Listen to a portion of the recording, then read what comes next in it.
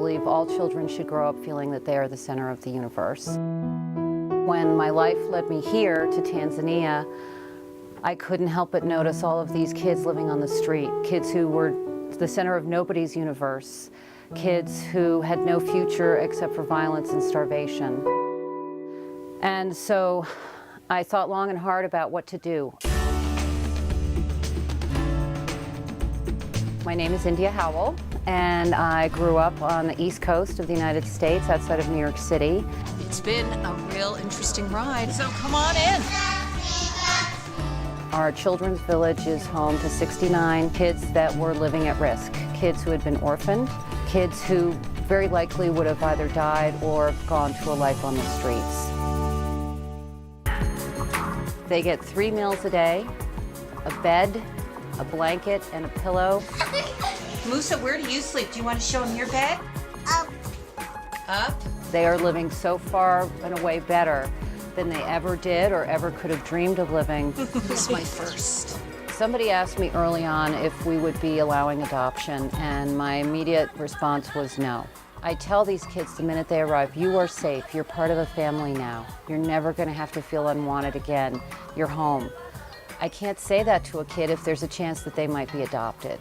And so we knew from the first that this is forever. Family is forever. Who's the boss now? Yep. All of the house mothers that are permanently there are Tanzanian. The volunteers from the West, they come and go. The mamas are the driving force in those households. They're really getting this fabulous mix of influence and mentoring that I actually think all children would benefit from. Our social workers are Tanzanian, and then the next driving force, they're teachers at school that are Tanzanian. I really believe that our kids should go to the local government school because I wanted them to grow up as part of a community. Unfortunately, the school was so poor, and they had, I think, 6 or 7 teachers, 450 students. They didn't even have chalk. They didn't have pencils. They didn't have textbooks. What I saw was my kids marching off to school every day, all bright and fresh and ready to learn, and it was an impossible situation. And so 3 years ago, we undertook a contract with the district education office of Karatu to manage the school, and we both have the same agenda. We want all of the kids from this area to get the best primary education they can.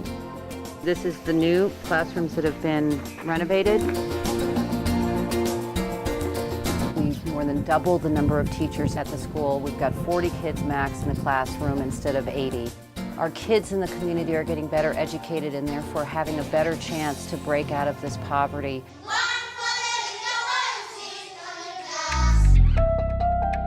One of the early challenges that we had to face was medical care. I wanted my kids to have not just the best of education and the best of home. I wanted them to have the best medical care that could possibly be had in Tanzania.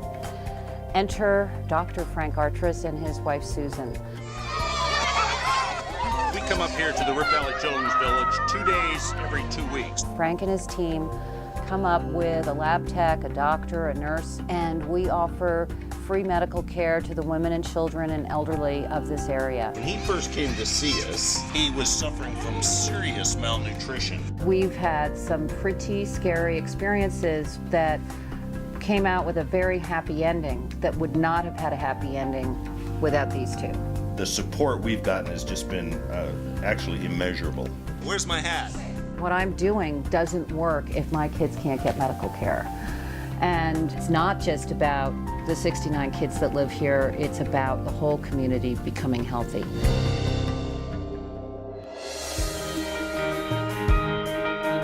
Change can come, change that lasts.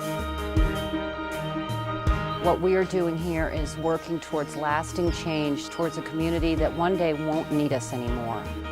These kids today are living in a family. They're not orphans anymore. They are all a part of a big family, the RiftValley Children's Village family, and they know it.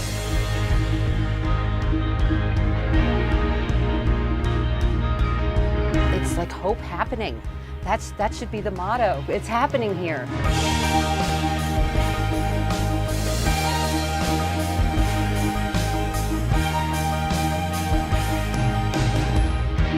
you.